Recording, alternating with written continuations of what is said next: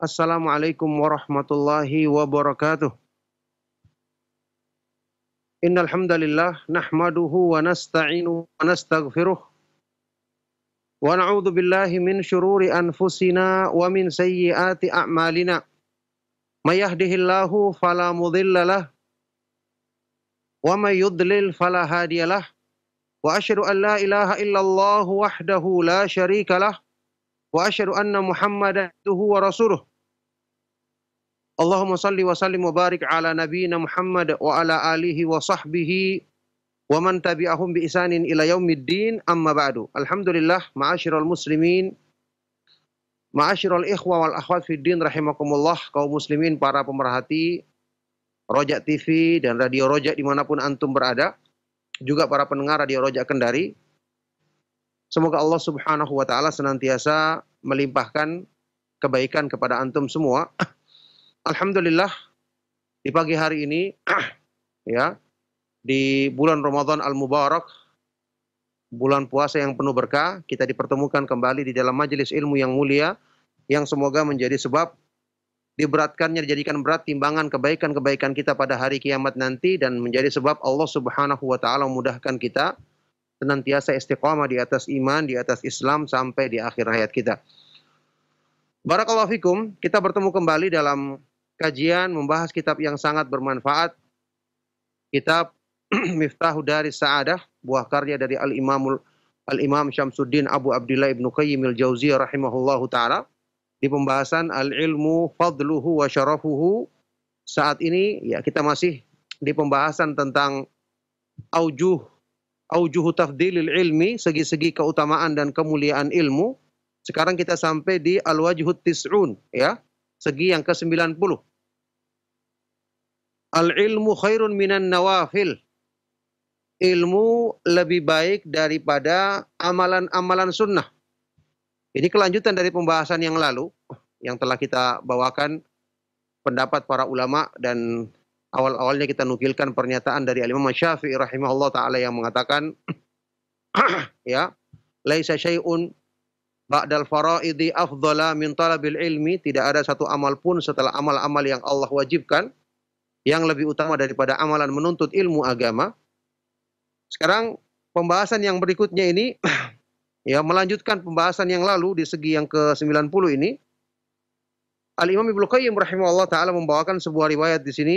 Beliau berkata, "Ma dzakarahu Abu Nu'aim wa ghairuhu an ba'di ashabi Rasulillah sallallahu alaihi wasallam annahu qala, fadlul ilmi khairun min naflil amali wa khairu dinikumul wara' wa khairu dinikumul wara'u."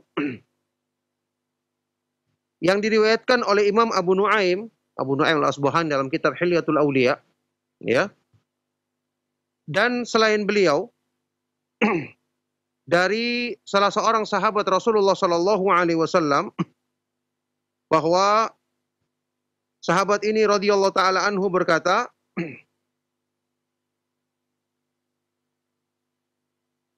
fadlul ilmi khairun min naflil amal. Keutamaan ilmu lebih baik daripada amalan sunnah, yakni amalan yang bersifat nafilah, yang tidak wajib, yang berupa anjuran. Dan sebaik-baik agamamu adalah sifat wara'. Ini jelas sekali pernyataan dari salah seorang sahabat Nabi SAW. Di dalam kitab Hilyatul Auliya disebutkan sahabat yang dimaksud adalah Hudzaifah ibnul Yaman radhiyallahu taala anhu, sahabat yang ma'ruf, ya. Hudzaifah ibnul Yaman radhiyallahu taala anhu. Jadi beliau mengatakan di sini keutamaan ilmu itu lebih baik dibandingkan amalan yang bersifat nafilah, yang bersifat anjuran. Dan sebaik-baik agamamu adalah sifat wara', sifat hati-hati dalam urusan agama. Ini poin pentingnya adalah bahwa disebutkan di sini keutamaan ilmu lebih utama dibandingkan dengan amalan-amalan yang bersifat anjuran di dalam Islam, ya. Berarti ilmu menempati urutan setelah amalan-amalan yang diwajibkan di dalam Islam. Baik, riwayat ini sendiri ya disebutkan di dalam sanadnya ada kelemahan. Ada seorang rawi yang diperselisihkan, ya, yang bernama Abdullah ibnu Abdul Quddus. Ada sebagian ulama yang menyatakannya kuat, ada juga yang melemahkannya. Akan tetapi riwayat ini secara mauquf, ya, mauquf artinya ucapan dari sahabat Nabi Shallallahu Alaihi Wasallam, itu ada riwayat lain yang mendukungnya, maka bisa dikatakan derajat hadis ini adalah derajat yang hasan sebagaimana dinyatakan oleh Imam Al-Mundhiri di dalam Targhib wa Tarhib. Maka secara mauquf riwayat ini adalah riwayat yang kuat. Mauquf artinya sampai kepada sahabat Nabi Shallallahu Alaihi Wasallam, yakni Hudzaifah ibn Yaman radhiyallahu taala anhu. Ibnu Qayyim di sini kemudian mengatakan, wa qad ruwiya hadza marfu'an min hadits Aisyah radhiyallahu anha wa fi raf'ihi nadhar. Hadis ini pun juga diriwayatkan secara marfu. Apa artinya marfu? Sampai kepada ucapan Nabi Shallallahu Alaihi Wasallam. Kalau tadi ucapannya sahabat dikatakan mauquf, ya. Dari riwayat lain disebutkan marfu sampai kepada Nabi Shallallahu Alaihi Wasallam dari Aisyah radhiyallahu taala anha. Tetapi kata beliau fi raf'ihi nadhar. Dalam riwayat yang sampai kepada Nabi Shallallahu Alaihi Wasallam ini ada nadhar, yakni ada kelemahan, perlu ditinjau kembali. Dari mana disebutkan oleh sebagian dari para ulama, memang di dalam sanadnya ada rawi yang sangat lemah. Ya, ada rawi yang sangat lemah sehingga tidak bisa dijadikan sebagai sandaran. Nah, oleh karena itu, sampai pun kalau hadis ini dikatakan sebagai hadis yang mauquf saja, ucapan Hudzaifah ibn Yaman radhiyallahu taala anhu saja ini sudah cukup sebagai pegangan kita, apalagi didukung dengan keterangan yang lalu ya dari para ulama salaf yang telah kita nukilkan di segi keutamaan ilmu yang lalu. Nah, disebutkan di sini kalau dalam riwayat Aisyah yang dikatakan tadi sampai kepada Nabi Shallallahu Alaihi Wasallam, dalam sanadnya ada Muhammad ibn Abdul Malik, dia muttaham, ya, muttaham bil kadzib, tertuduh berdusta. Maka jelas riwayat ini sama sekali tidak bisa didukung karena kelemahannya sangat fatal, ya, dhaifun jiddan, lemah yang sangat. Baik. Jadi makanya Ibnu Qayyim rahimahullah taala mengatakan wa fi raf'ihi nadhar, pada riwayat yang sampai kepada Nabi Shallallahu Alaihi Wasallam ini ada kelemahan, perlu ditinjau kembali. Yang jelas yang kita kuatkan di sini adalah riwayat yang sampai kepada sahabat Hudzaifah ibnul Yaman radhiyallahu taala anhu. Baik. Ibnu Qayyim rahimahullah taala selanjutnya menjelaskan wa hadzal kalamu huwa faslul khitab fi hadhil mas'alah. Pernyataan dari sahabat ini merupakan faslul khitab. Ya, pemutus pembicaraan. Yang merupakan pemutus pembicaraan dalam masalah ini. Ya, ini masalah amalan apakah yang lebih utama dibandingkan amalan-amalan yang wajib. Di pertemuan yang lalu kan sudah kita nukilkan pernyataan juga dari Syekhul Islam Ibnu Taimiyah rahimahullah taala yang mengkompromikan hadis-hadis yang sahih dalam masalah ini, yaitu amalan yang paling utama setelah yang wajib adalah menuntut ilmu, qiyamul lail, salat malam, dan berjihad di jalan Allah Subhanahu wa taala, tentu dengan jihad yang sesuai dengan syariat Islam. Ya, yang sesuai dengan keterangan para ulama Ahlus Sunnah wal Jamaah, bukan jihad yang ngawur dan asal-asalan. Baik. Nah, Ibnu Qayyim di sini membawakan, beliau mengatakan pernyataan dari Hudzaifah ini merupakan faslul khitab. Ya, kalimat pemutus dalam masalah ini, fa innahu idza kana kullun minal ilmi wal amali fardhan fala budda minhuma kas-shaumi was-salati. Karena kalau ilmu dan amal kedua-duanya wajib, maka ini tentu harus dikerjakan, harus diutamakan. Contoh seperti puasa dan salat. Ya, puasa dan salat kan amalan yang wajib. Puasa Ramadan, salat 5 waktu. Maka ilmu tentang ini wajib untuk dituntut. Hukumnya wajib. Kenapa?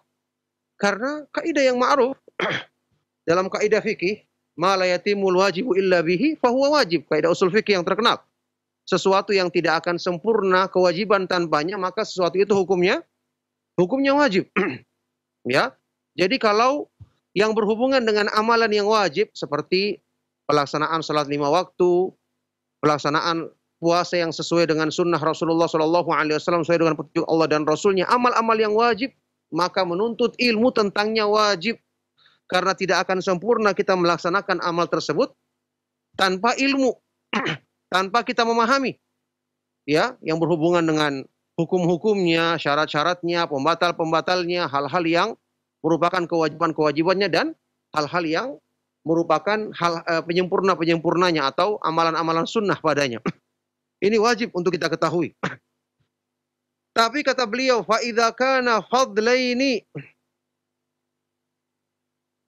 akan tetapi kalau kedua amal tersebut keutamaan, naflani al-mutatawwa'u bihima, kalau hanya bersifat anjuran, tidak sampai wajib, fa fadlul ilmi wa nafluhu khairun min fadlil ibadati wa nafliha, maka keutamaan ilmu, ya, ilmu, kemuliaan ilmu dan ilmu yang bersifat anjuran dalam masalah ini lebih baik dibandingkan amalan yang bersifat anjuran, ibadah yang bersifat anjuran lainnya.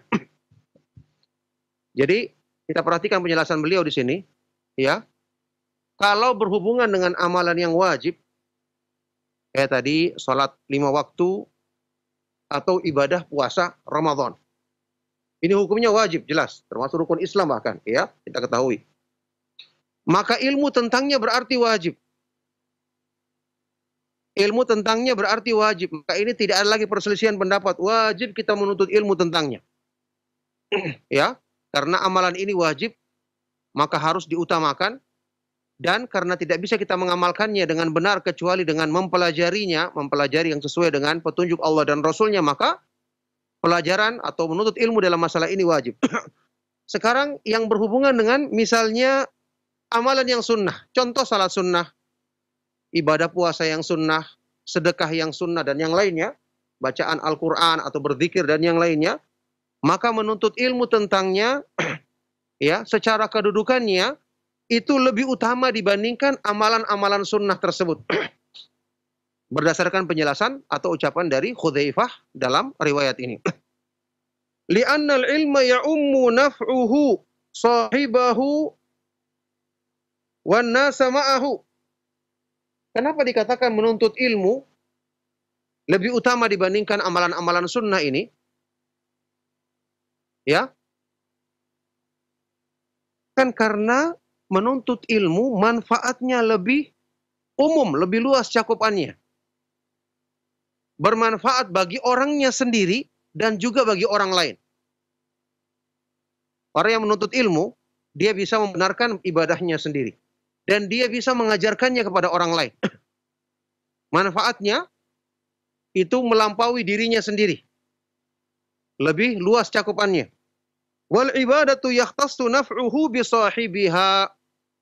Sedangkan ibadah yang dikerjakan seseorang manfaatnya hanya untuk dirinya sendiri. Khusus untuk dirinya sendiri. Ya. Kita masih ingat ada athar dari imam besar Ahlus Sunnah dari kalangan tabi'ut tabi'in, Imam Darul Hijrah, Imam Malik bin Anas rahimahullah ta'ala. Ketika beliau pernah satu saat dikirimi surat oleh seorang ahli ibadah di Madinah. Kata Imam Malik bin Anas adalah imam besar penduduk Madinah waktu itu, di zaman tabi'ut tabi'in, yang beliau senantiasa menuntut ilmu, menyampaikan ilmu di Masjid Nabawi. Imam yang lainnya yang ahli ibadah, ya, namanya adalah Abdullah ibnu Umar al-Umari al-Mukabbar. Dia ini ahli ibadah dan lebih mengutamakan ibadah-ibadahnya dibandingkan dengan menuntut ilmu atau menyebarkan ilmu hadis.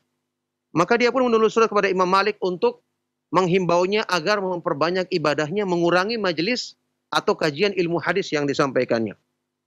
Maka ketika itu Imam Malik bin Anas rahimahullah ta'ala membalas jawabannya atau suratnya tersebut dengan menyampaikan nasihat yang sangat baik sekali, ya, bahwa Imam Malik rahimahullah ta'ala memilih untuk menyampaikan ilmu sunnah karena beliau mengetahui keutamaannya tidak di bawah ibadah-ibadah yang dikerjakan oleh ahli ibadah tersebut, yakni Abdullah ibnu Umar al-Umari. Beliau mengatakan, wa ma ra'aitu ma ana fihi biduni ma anta fihi wa arju an yakuna kilana ala khairin wa bar. Aku tidak menganggap Apa yang sedang aku kerjakan saat ini, kesibukanku mengajarkan ilmu hadis, saya tidak memandang itu lebih dibawa keutamaannya dibandingkan ibadah yang sedang kamu tekuni. Dan aku berharap kita berdua selalu di atas kebaikan dan ketakwaan kepada Allah Subhanahu wa taala. Jadi para ulama itu memilih, ya, bahwa menuntut ilmu dan menyebarkan ilmu, apalagi yang berhubungan dengan sunnah Rasulullah Sallallahu Alaihi Wasallam, menyebarkan kebaikan yang ini kemaslahatannya mencakup umum, ya, luas, mencakup pengajaran kepada orang lain, bukan hanya untuk diri kita sendiri. Mereka mengatakan ini lebih utama, maka mereka memperbanyak kegiatan dalam hal ini, meskipun kita ketahui para ulama tersebut adalah orang-orang yang jelas rajin beribadah, rajin memperhatikan amal-amal yang wajib dan amal-amal sunnah yang mereka kerjakan, seperti Imam Malik maupun para ulama lainnya rahimahumullahu ta'ala. Nah, kata beliau selanjutnya, Ibnu Qayyim rahimahullah ta'ala mengatakan, wali annal ilma tabqa faidatuhu wa thamratuhu ba'da mautihi. Ini juga alasannya. Kenapa ilmu lebih utama dibandingkan amalan-amalan sunnah? Karena ilmu, manfaatnya atau faidahnya, buahnya tetap ada meskipun orangnya telah mati. Ya, meskipun orangnya telah mati. Sekarang, kita menuntut ilmu. Kitab Ibnu Qayyim rahimahullah ta'ala sudah berapa ratus tahun lewatnya sejak kematian beliau. Kitab Sahih Bukhari, Sahih Muslim, kitab-kitab para ulama Ahlus Sunnah wal Jamaah, tafsir Ibnu Katsir dan yang lainnya. Sudah sekian tahun, ya, lebih 100 tahun mereka meninggal dunia, tapi alhamdulillah kita masih bisa membaca kitab-kitab mereka. Kita bisa mengambil faedah dari kitab-kitab mereka dan terus kita doakan mereka, semoga Allah merahmatinya. Ini menunjukkan bahwa ilmu itu faedahnya dan buahnya menetap meskipun pemiliknya telah wafat, telah meninggal dunia. Wal ibadatu tanqati'u anhu, ya, sedangkan ibadah terputus setelah orangnya meninggal dunia. Jelas bermanfaat baginya nanti di sisi Allah Subhanahu wa taala kalau dia laksanakan dengan ikhlas dan sesuai dengan petunjuk Allah dan Rasulnya. Tapi untuk kemanfaatannya kita dapati sekarang buku-buku yang ditulis oleh para ulama terus kita baca dan kita pelajari meskipun mereka telah meninggal dunia. Walima marra minal wujuhi sabiqah, dan juga segi-segi keutamaan yang lalu menjelaskan tentang keutamaan ilmu ini dibandingkan ibadah-ibadah sunnah tersebut. Ya, di antaranya kita pernah baca ucapan dari sahabat yang mulia Ali bin Abi Thalib radhiyallahu taala anhu dengan sanad yang sahih yang sudah kita lewati. Beliau memperbandingkan waktu mengatakan mata khuzanul amwali wa hum ahya wa hum ahyaun wal ulama'u baquna ma baqiya dahru. Orang-orang yang punya harta itu telah mati di hadapan manusia ketika mereka masih hidup. Ya, ini tidak pernah dipuji-puji dengan kebaikan. Ya, ini orang yang punya harta tapi tidak punya ketakwaan, maksudnya. Mereka masih hidup tapi telah mati di hadapan manusia, bahkan dicela. Beda orang yang berilmu. Wal ulama'u baquna ma baqiya dahru. Orang-orang yang berilmu senantiasa ada sepanjang masa sampai hari kiamat. Sampai pun mereka telah mati, mereka tetap dipuji, ilmunya terus dibaca, pahalanya terus mengalir. Karena ini adalah sebaik-baik sedekah, ya. Sebaik-baik sedekah ilmu yuntafa'u bihi, ilmu yang diambil manfaatnya yang menjadikan pahalanya terus mengalir meskipun orangnya telah meninggal dunia. Ini jelas sekali menunjukkan keutamaan dan kemuliaan ilmu agama dibandingkan ibadah-ibadah yang bersifat sunnah atau anjuran di dalam Islam. Barakallahu fikum. Kita melangkah di segi yang berikutnya. Al-wajhul hadi wa tis'un. Segi keutamaan ilmu yang ke-91. Al-ilmu al-khasyatu. Ilmu adalah rasa takut kepada Allah Subhanahu wa taala yang sesungguhnya. Baik. Dibawakan di sini riwayat dari Imam Al-Khatib Al-Baghdadi dan yang lainnya, kata Ibnu Qayyim rahimahullah taala, marwahul Khatib wa Abu Nuaimin wa ghairuhuma an Muadz bin Jabal radhiyallahu anhu qala. Riwayat yang disebutkan oleh Imam Al-Khatib Al-Baghdadi dan Abu Nuaim Al-Asbahani dari sahabat Mu'adz bin Jabal radhiyallahu taala anhuma, beliau berkata, "Ta'allamul ilma fa inna ta'allumahu lillahi khasyatun wa talabahu ibadatun wa mudarasatahu tasbihun wal bahtha anhu jihadun wa ta'limahu liman la yuhsinuhu sadaqatun wa badlahu li ahlihi qurbatun bihi yu'rafullahu wa yu'badu wa bihi yuwahhadu wa bihi yu'raful halalu minal harami wa tusalul arhamu wa huwal anisu fil wahdati was sahibu fil khalwati wad dalilu ala sarra'i wal mu'inu ala dharra'i wal waziru indal akhillai wal qaribu indal ghurabai wa manaru sabilil jannati yarfa'ullahu bihi aqwaman fayaj'aluhum fi khairi qadatan wa sadatan yuqtada bihim adillatan fil khairi tuqtassu atharuhum wa turmaku af'aluhum wa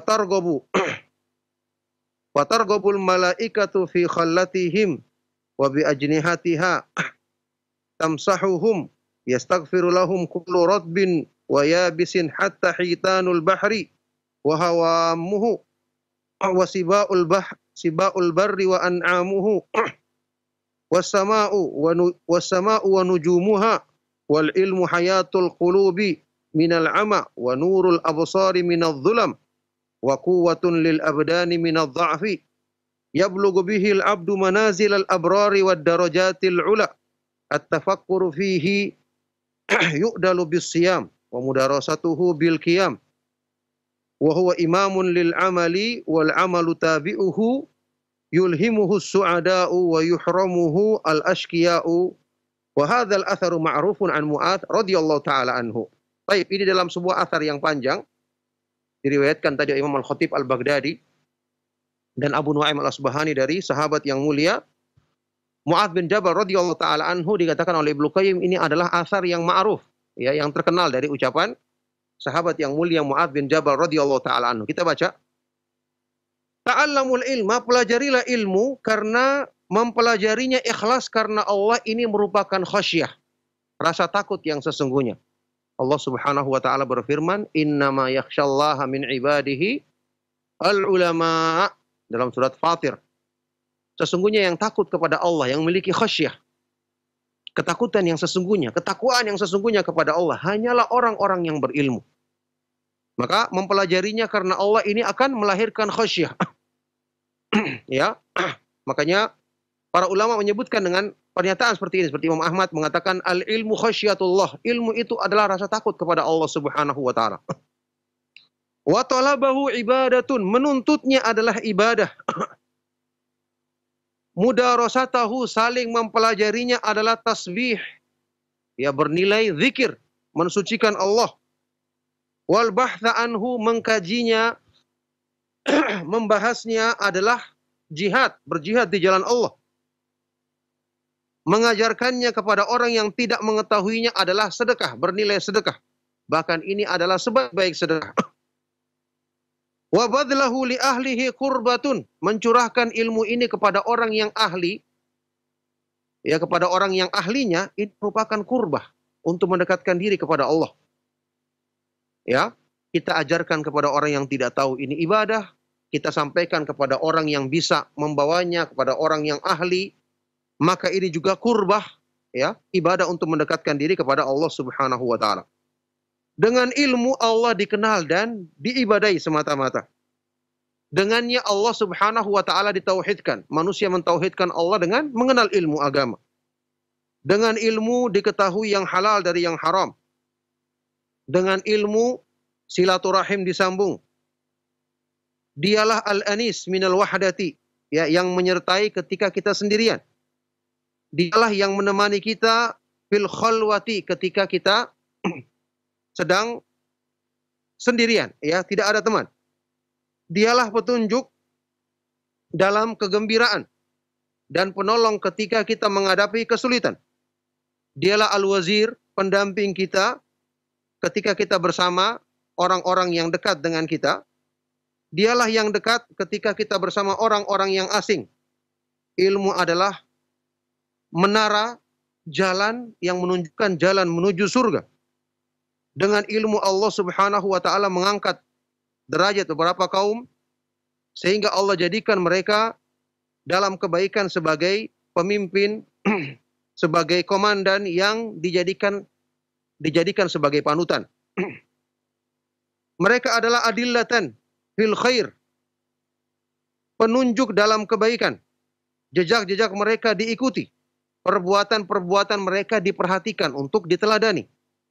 Para malaikat ya selalu ingin menyertai mereka dan senantiasa menaungi mereka dengan sayap-sayap mereka, menyentuh mereka dengan sayap-sayap mereka. Semua makhluk yang ada di muka bumi memohon ampun untuk mereka, memohon ampun kepada Allah untuk mereka, baik itu yang basah maupun yang kering, sampai pun ikan-ikan di lautan atau hewan-hewan lautan lainnya, juga binatang buas di daratan maupun binatang ternak. Ya, demikian pula langit dan bintang-bintang memohonkan ampun untuk mereka. Ilmu adalah kehidupan bagi hati manusia dari kebutaan, cahaya bagi pandangan manusia dari kegelapan. Ilmu adalah kekuatan bagi badan yang lemah. Dengan ini seorang hamba akan meraih tingkatan-tingkatan orang-orang yang soleh dan derajat yang tinggi. Memikirkan ilmu ini sebanding dengan berpuasa. Mempelajarinya sebanding dengan al-qiyam, menegakkan ibadah atau melaksanakan ibadah di malam hari. Ilmu adalah imam bagi amal, sedangkan amal adalah pengikutnya. Ilmu ini diilhamkan kepada orang-orang yang akan beruntung, ya, dan dihalangi dari orang-orang yang akan celaka. Subhanallah, ini keutamaan yang sangat menyeluruh, ya, tentang kemuliaan dan keutamaan ilmu. Kita ingat kemarin Ibnu Qayyim rahimahullah taala pernah mengatakan apa? Kullu sifatin madahallahu biha al-abda fil Qur'ani fahuwa min thamratil ilmi wa natijatihi. Semua sifat terpuji, semua sifat mulia yang Allah Subhanahu wa taala puji bagi seorang hamba dalam Al-Quran, semua adalah buah dan hasil daripada ilmu. Jadi semua keutamaan kembali kepada ilmu agama. Itulah sebabnya Allah Subhanahu wa taala mengutus para nabi dan para rasul alaihi wassalatu wassalam untuk menyampaikan ilmu dari sisi Allah Subhanahu wa taala kepada umat manusia. Baik. Kata Ibnu Qayyim, wa hadzal atharu ma'rufun an Mu'adz radhiyallahu taala anhu, ini adalah athar yang sangat terkenal dari sahabat Mu'adz bin Jabal radhiyallahu taala anhu. Wa rawahu Abu Nuaimin fil Mu'jam min hadithi Mu'adzin marfu'an ila Nabi sallallahu alaihi wasallam wa la yathbut wa hasbuhu an yasila ila Mu'adz. Dan Imam Abu Nuaim dalam Mu'jamus Sahabah meriwayatkan hadis ini juga dari Mu'adz bin Jabal dari Nabi Muhammad sallallahu alaihi wasallam, marfu sampai kepada Nabi sallallahu alaihi wasallam. Tapi kata beliau, riwayat yang sampai kepada Nabi sallallahu alaihi wasallam ini la yathbut, tidak sahih. Ya, tidak benar penisbatannya kepada Nabi sallallahu alaihi wasallam, tapi cukuplah riwayat ini sampai kepada Mu'adz bin Jabal dari ucapannya, karena sahabat yang mulia tidak akan mungkin mengatakan hal-hal yang seperti ini dari akal pikiran mereka sendiri. Yang ini di dalam ilmu mustalah hadis bisa disebut sebagai riwayat yang marfu hukman, ya. Marfu secara hukum, ucapan sahabat, ya, di antaranya ucapan sahabat Nabi Shallallahu alaihi wasallam yang tidak mungkin dikatakan dari akal pikiran mereka semata-mata, maka ini bisa dikatakan hukumnya marfu sampai kepada Nabi Shallallahu alaihi wasallam meskipun tidak langsung diucapkan oleh Nabi Muhammad Shallallahu alaihi wasallam. Barakallahu fikum, ini jelas keutamaan yang tadi sudah kita bacakan terjemahannya. Keutamaan ilmu yang sangat menyeluruh. Ibadah, ya, baik ketika kita pelajari sendiri, kita ulang-ulangi, kita mengkajinya, kita sampaikan kepada orang lain. Bahkan semua makhluk memohonkan ampun, para malaikat mencintainya, keutamaan yang sangat tinggi. Yang ini jelas menjadi motivasi bagi setiap orang-orang yang menginginkan kebaikan dirinya untuk semangat dalam menuntut ilmu, karena ini adalah, ya, jalan petunjuk yang akan membimbing dia kepada keridhaan Allah Subhanahu wa taala, membimbing dia kepada surga. Baik, barakallahu fikum. Insyaallah cukup sampai di sini dua segi yang kita ambil di kesempatan pagi hari yang berbahagia ini, semoga bermanfaat. dan menjadi sebab kebaikan bagi kita semua. Supaya masih ada waktu bagi antum yang ingin bertanya, maka saya persilakan.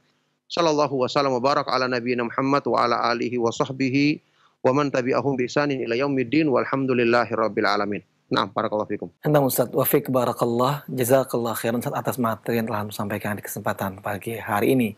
Dan ikhwatal Islam, azani Allahu ayyakum, kami buka sesi interaktif soal jawab. Bagi Anda yang ingin bertanya seputar materi yang beliau sampaikan, kami persilakan dan kami informasikan untuk pertanyaan disesuaikan dengan materi yang telah beliau sampaikan. Kami persilakan untuk yang pertama kali melalui telepon. Silakan.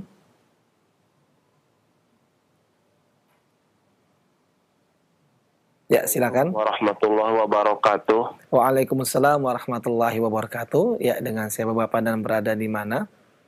Dengan keadaan dari Cianjur, Pak Ustaz. Ya, silakan perkeadaan. Begini, Ustaz, mohon maaf di luar tema, Ustaz, sangat penting bagi saya, Ustaz. Jadi, begini, Ustaz, saya pernah imam sholat subuh, Pak Ustaz. Dan ketika bangkit dari sujud, menuju duduk di antara dua sujud itu, saya salah baca, Ustaz. Jadi, bukan membaca takbir langsung, namun membaca Sami Allahu liman hamidah. Namun seketika itu juga saya ingat, Ustaz, jadi sebelum membaca doa di antara dua sujud itu, setelah mengucapkan Sami Allahu liman hamidah itu, Ustaz, saya langsung takbir, Ustaz, sebelum membaca doanya, Ustaz, namun sudah duduk, Ustaz. Jadi bagaimana status sholat saya, apakah mohon Ustaz, tapi saya juga karena setelah itu saya takbir, jadi saya tidak sujud sahwi, Pak Ustaz. Jadi apakah takbir saya itu sah, Ustaz?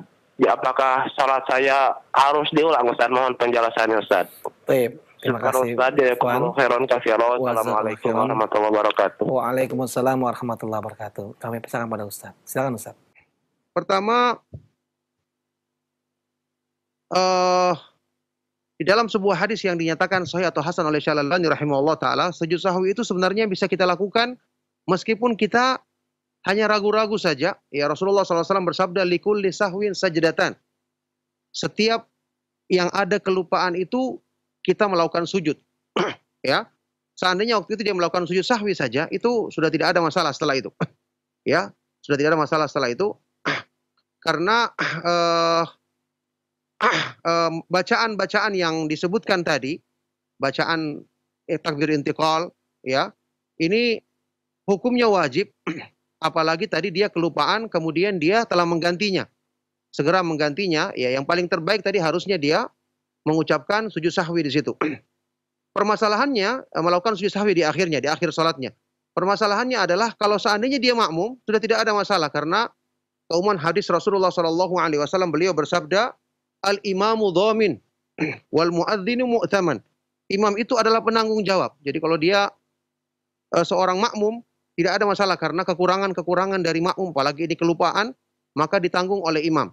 Ditanggung oleh imam. Yang jadi masalah kalau dia adalah seorang imam, ya kondisi seperti tadi, kondisi seperti tadi karena dia kelupaan kemudian dia segera menggantinya, maka insya Allah mudah-mudahan tidak ada masalah baginya. Apalagi itu sudah lama berlalunya, ya sudah lama berlalunya. Harusnya hal-hal yang seperti ini ketika terjadi langsung ditanyakan supaya mungkin bisa segera kita suruh dia sujud sahwi pada saat itu juga. Kalau sudah berlalu masa yang seperti ini, maka tentu tidak disyariatkan lagi dia melakukan sujud sahwi. Mudah-mudahan apa yang dia laksanakan itu tidak ada masalah karena dia katanya tadi dia sudah berusaha untuk mengerjakannya setelah dia ingat. Nah, barakallahu fikum. Nah, Ustaz, wafik barakallah, jazakallah khairan atas jawaban yang telah antum sampaikan, Ustaz. Ikhwatal Islam azani Allah wa iyyakum. Kembali kami angkat pertanyaan berikutnya di line telepon. Assalamualaikum warahmatullahi wabarakatuh, Ustaz. Waalaikumsalam warahmatullahi wabarakatuh. Dengan siapa Bapak dan berada di mana? Dengan Abu Rasya di Jakarta. Ya, silakan Abu Rasya. Ustaz, ini sama pertanyaannya juga masih di luar topik. Saya punya orang tua, sudah cukup sepuh ya, umur 86 saat ini. Dan kondisi orang tua masih semangat untuk beribadah. Tetapi karena keadaannya yang memang terkadang itu suka lupa gitu, memang karena mungkin sudah pikun. Terkadang itu juga ketika beliau merasa sudah sholat, padahal belum. Ternyata itu saya mengingatkan, beliau suka marah, sudah katanya sudah sholat. Ternyata, tapi saya yakin beliau belum sholat. Itu gimana ya? Apakah saya paksakan untuk sholat atau karena saya menghindari perdebatan aja dengan orang tua sebenarnya Ustaz, seperti itu. Jadi terus hal-hal lain juga yang kadang-kadang sholatnya juga lebih dari sekali, sholat wajib lebih 2 kali kadang-kadang untuk satu sholat gitu ya, karena beliau sudah kadang-kadang lupa. Itu seperti apa Ustaz? Ya, baik Pak, terima kasih banyak atas pertanyaan Pak, cukup Pak ya. Baik. Assalamualaikum warahmatullahi wabarakatuh. Waalaikumsalam warahmatullahi wabarakatuh. Silakan kepada Ustaz untuk menjawab. Ya, barakallahu fikum. Pertanyaan sangat bermanfaat sekali. Semoga Allah Subhanahu wa taala senantiasa melimpahkan kebaikannya kepada antum, kepada pada kita semua dan juga kepada yang bertanya tadi sebelumnya. Semoga Allah Subhanahu wa taala senantiasa melimpahkan kebaikan kepada beliau dan juga kepada kita semua. Iya. Kalau orang tua yang seperti itu keadaannya, tentu kita hanya bisa memberitahu dan menasehati, mengingatkan ya. Mungkin di waktu-waktu yang sedang santai, kita ingatkan bahwa bapak atau ibu sering lupa. Jadi kadang-kadang kami ingatkan, ketika kami ingatkan harusnya dikerjakan begitu. Tapi kalau dia memang benar-benar lupa dia sudah melakukannya, kita ketahui secara umum di dalam agama kan orang yang lupa ya, orang yang lupa termasuk dalam hal ini orang yang pikun itu masuk dalam keumuman makna hadis Rasulullah Shallallahu alaihi wasallam dalam hadis riwayat Imam Muslim, rufi al-aqlam an thalathin, ya diangkat pena itu dari 3 golongan manusia, di antaranya wa anil majnun hatta yufik, dari orang yang gila sampai dia sadar. Ya ini orang yang kehilangan akalnya. Nah, termasuk orang yang lupa dalam masalah ini, dia tidak ingat bukan karena kesengajaan, kita sudah berusaha mengingatkan tapi dia tetap dengan prinsip dengan mempertahankan pendapatnya. Seandainya kita bisa yakinkan dia, tentu itu lebih bagus. Kalau tidak ya maka dia termasuk orang yang lupa. Ya, termasuk orang yang lupa. Juga hadis Rasulullah Shallallahu alaihi wasallam tambah hadis yang lain, innallaha tajawaza li an ummati al-khata'a wan nisyana wa mastukrihu alaih. Sungguhnya Allah Subhanahu wa taala mengampuni dosa-dosa yang dilakukan oleh umatku karena al-khata' ketidaksengajaan, an-nisyan kelupaan, wa mastukrihu alaih dan hal-hal yang dia lupa apa dia dipaksa melakukannya. Maka dalam hal ini orang tua antum lupa dan sudah diingatkan dia tetap bertahan dengan keyakinannya. Maka semoga itu adalah sesuatu hal yang dimaafkan oleh Allah Subhanahu wa taala berdasarkan hadis-hadis tersebut. Nah, barakallahu fikum. Nah, Ustaz Taufik barakallah, jazakallah khairan atas jawaban yang telah sampaikan Ustaz. Demikian jawaban untuk Abu Rasya di Jakarta. Kota Islam azani Allah wa yakum. Kami kembali buka sesi interaktif dan kita masih lanjutkan. Silakan kepada Anda yang ingin bertanya. Untuk Anda yang bertanya secara langsung. Ya, silakan. Assalamualaikum Ustaz. Waalaikumsalam warahmatullahi wabarakatuh. Dengan siapa Bapak dan berada di mana? Dengan Abu Anis di Bau-Bau Ustaz. Abu Anis di Bau-Bau. Silakan Abu Anis. Barakallahu fiik. Wafik barakallah. Saya tanyakan berhubungan dengan zikir dan doa setelah sholat itu Ustaz. Ya. Saya mendengar kadang jamaah berzikir dan berdoa setelah sholat itu, sebelum dia membaca subhanallah itu dia selingi dengan lafaz-lafaz ilahi rabbi anta maulana subhanaka subhanallah.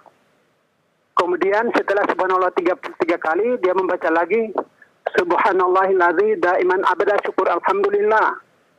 Kemudian sebelum berzikir dengan Allah Akbar ada lafaz lagi yang dia ucapkan Ustaz. Apakah lafaz-lafaz tersebut ada tuntunannya dari sunnah Ustaz? Baik. Cukup Pak ya. Terima kasih Abu Anis. Jazakallah khair. Assalamualaikum warahmatullahi wabarakatuh. Waalaikumsalam warahmatullahi wabarakatuh. Wa jazakallah khairan dan kepada Ustaz kami persilakan. Ya, barakallahu fikum. Pertanyaan yang sangat bermanfaat dari Bapak Abu Anis di Bau-Bau tadi ya. Semoga Allah Subhanahu wa taala senantiasa melimpahkan kebaikan dan rahmatnya kepada beliau, kepada keluarga dan juga kepada kita semua. Ya, tambahan-tambahan yang disebutkan tadi yang saya ketahui tidak ada tuntunannya dari hadis-hadis yang sahih dari Rasulullah Shallallahu alaihi wasallam. Hadis yang terkenal yang mengajarkan kita zikir 33 kali, subhanallah 33 kali, alhamdulillah 33, Allahu akbar 33 kali, kemudian diakhiri dengan la ilaha illallah wahdahu la syarikalah sampai selesai yang ke-100-nya. Ini tidak ada seling-selingan dengan tambahan-tambahan tersebut, ya. Tambahan-tambahan tersebut tidak disebutkan dan memang beberapa zikir yang diucapkan oleh sebagian dari masyarakat awam itu banyak yang tidak disebutkan di dalam hadis yang sahih atau bahkan banyak yang ditambah-tambah. Ada asalnya tapi kemudian ditambah-tambah. Oleh karena itu kalau kita ingin selamat kita kembali kepada zikir-zikir yang disebutkan di dalam hadis-hadis yang sahih dari Rasulullah Shallallahu alaihi wasallam Sekarang alhamdulillah buku-buku terjemahan yang memuat zikir-zikir yang sahih seperti Hisnul Muslim ada terjemahannya, atau buku yang ditulis oleh Ustaz Yazid Jawas, ya, zikir kumpulan zikir dan wirid, ya, wirid dan doa dalam hadis-hadis Rasulullah SAW ini jelas menyebutkan yang ada hadisnya, yang dengan riwayat-riwayatnya, yang ini lebih utama untuk kita amalkan agar terhindar dari tambahan-tambahan yang tidak ada tuntunannya dalam zikir-zikir tersebut. Nah, barakallahu fikum. Nah Ustaz, wafik barakallah, jazakallah khairan atas jawaban yang sampaikan Ustaz. Ikhwatal Islam azani Allah wa iyyakum. Untuk berikutnya kami mengambil pertanyaan melalui pesan singkat yang sudah masuk Ustaz. Ada sebuah hadis yang bunyinya ana madinatul ilmi wa ali babuha. Apakah penjelasan dari hadis tersebut Ustaz? Mohon Ustaz berikan penjelasan. Silakan Ustaz. Hadis-hadis yang menyebutkan tentang keutamaan dari sebagian sahabat ya, seperti Ali bin Abi Thalib dan yang lainnya, itu sebagiannya ada riwayat-riwayat yang lemah, ada juga riwayat-riwayat yang sahih. Riwayat-riwayat yang sahih tidak bertentangan dengan hadis yang lain yang menyebutkan tentang keutamaan. Yang pertama, yang paling utama di antara sahabat Nabi SAW adalah Abu Bakar As-Siddiq, kemudian Umar ibn Al-Khattab, kemudian Utsman ibn Affan, dan Ali bin Abi Thalib radhiyallahu taala anhu. Bahkan riwayat yang sahih sendiri dari Ali bin Abi Thalib diriwayatkan dalam riwayat yang sahih, beliau pernah ditanya, ya, siapakah yang lebih utama setelah Nabi Muhammad SAW? Maka beliau mengatakan Abu Bakar As-Siddiq, kemudian Umar ibn Al-Khattab, kemudian Utsman ibn Affan. Setelah itu ditanya, wa anta, dan bagaimana dengan engkau? Maka beliau mengatakan, ana rajulun minal muslimin. Saya adalah seorang dari kalangan kaum muslimin. Tidak bertentangan. Rasulullah SAW waktu perang Khaybar pernah mengatakan, la'utiyanna hadhihi rayata, aku akan berikan panji perang ini kepada seorang yang Allah dan Rasulnya mencintainya, dan dia mencintai Allah dan Rasulnya.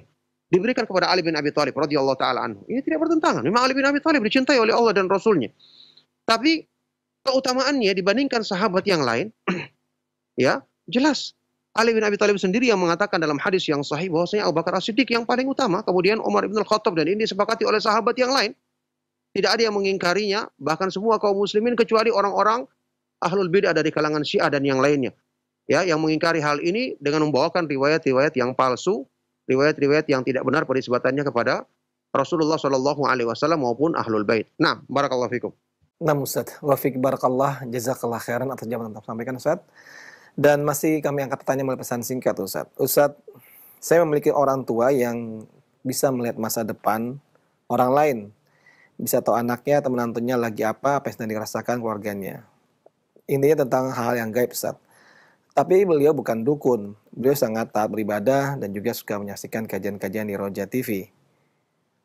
Saya takut ada jin jahat yang mengganggu beliau. Apa dalam Islam ada ilmu seperti itu Ustaz? Dan saya sudah bilang untuk diruqyah, tapi beliau tidak mau karena kata beliau itu merupakan bentuk kasih sayang Allah kepada beliau. Apakah demikian Ustaz? Dan mohon saya berikan penjelasan Ustaz. Silakan Ustaz. Barakallahu fikum, pertanyaan yang sangat baik sekali. Semoga Allah Subhanahu wa taala senantiasa melimpahkan kebaikannya kepada yang bertanya dan kepada kita semua.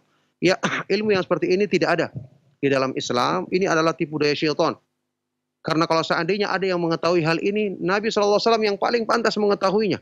Apalagi begitu beliau dibutuhkan di zaman tersebut, berperang melawan orang-orang kafir, ya, untuk keselamatan Nabi SAW waktu perang Uhud sampai beliau terpanah dan hampir mati, ya, hampir diserang oleh orang-orang kafir kemudian dibunuh. Ini dibutuhkan oleh Nabi SAW. Bersamaan itu Nabi SAW tidak mengetahuinya. Allah Subhanahu wa taala berfirman di dalam Al-Qur'an, "Qul la ya'lamu man fis samawati wal ardil ghaiba illallah." Katakanlah, tidak ada seorang pun yang mengetahui perkara yang gaib di langit-langit dan di bumi kecuali Allah. Di ayat yang lain di surat Luqman, Allah Subhanahu wa taala berfirman, "Wa ma tadri nafsun madza taksibu ghadan." Tidak ada seorang pun yang mengetahui apa yang akan terjadi besok. Bagaimana dia bisa meramalkan masa depan? Ini semua adalah tipu daya syaitan. Sampaikan kepadanya bahwa ini, ya, kalau seandainya kebaikan maka orang-orang yang soleh, yang jelas-jelas soleh sebelum kita, para nabi dan para rasul, ya, para sahabat radhiyallahu taala anhum ajmain, mereka yang akan mengetahuinya. Nabi SAW mengetahui sebagian perkara itu berita dari Allah, bukan dengan langsung beliau mengetahuinya. Itu adalah wahyu dari Allah Subhanahu wa taala. Allah Subhanahu wa taala berfirman, "Alimul ghaibi fala yudhiru ala ghaibihi man irtadha mir rasulin." Dalam surat Jin, surat Al-Jin, ya. Allah dialah yang mengetahui perkara yang gaib, yang dia tidak menampakkan perkara gaib ini kepada siapapun kecuali kepada seorang rasul. Ya, jadi cuma orang rasul saja yang mengetahui perkara yang gaib, itu pun dari berita Allah Subhanahu wa taala. Bagaimana mungkin ada orang lain yang mengetahui perkara tersebut tentang masa depan, apalagi juga pemberitaan tentang masa depan itu belum tentu benar. Hanya pemberitaan dari jin saja yang sudah kita ketahui. Jin ketika menyampaikan berita-berita yang dicuri dari langit, kan disebutkan dalam hadis yang sahih, mereka mencampurkannya dengan 100 kedustaan. Ya, jadi ini cuma tipu daya syaitan saja. Sampaikan kepadanya untuk jangan mengikuti hal-hal tersebut karena ini merupakan bagian dari tipu daya syaitan. Nah, barakallahu fikum. Nah Ustaz, wafik barakallah Ustaz, jazakallah khairan atas jawaban yang telah Antum sampaikan Ustaz. Dan pertanyaan yang terakhir ini sudah kita hadirkan. Dan sebelum kita akhiri Ustaz pada perjumpaan pagi hari ini, kami persilakan kepada Ustaz untuk menyampaikan ikhtitam. Silakan Ustaz. Semoga apa yang tadi kita kaji dan pertanyaan-pertanyaan yang kita jawab memudahkan kita mudah untuk memahaminya dan menjadi sebab kebaikan untuk kita sampai kita menghadap Allah Subhanahu wa taala pada hari kiamat nanti dengan timbangan-timbangan amal kebaikan yang berat dengan amal-amal yang kita lakukan, apalagi di bulan Ramadan yang penuh dengan keberkahan ini. Saya cukupkan, mohon maaf atas segala yang salah dan kurang. Sallallahu wasallam wa baraka ala nabiyina Muhammad wa ala alihi wa sahbihi wa man tabi'ahum bi ihsan ila yaumiddin. Walhamdulillahi rabbil alamin. Subhanakallahumma wa bihamdika asyhadu an la ilaha illa anta astaghfiruka wa atubu ilaik. Wassalamualaikum warahmatullahi wabarakatuh.